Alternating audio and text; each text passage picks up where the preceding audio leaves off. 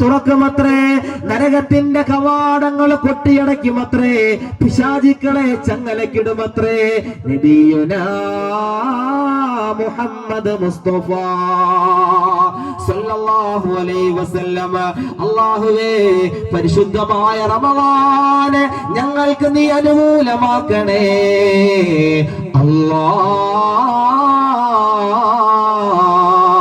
ഇവിടെ ചളിങ്ങാട് നിന്ന് വന്നതായ പ്രിയപ്പെട്ട സഹോദരങ്ങളുണ്ട് അല്ലാ, മറ്റു സ്ഥലങ്ങളിൽ നിന്ന് ഈ പരിശുദ്ധമായ മജ്‌ലിസിന്റെ ഓറിൽ കടന്നു വന്നതായ പ്രിയപ്പെട്ട സഹോദരങ്ങളുണ്ട്, സുഹൃത്തുക്കളുണ്ട് അല്ലാ.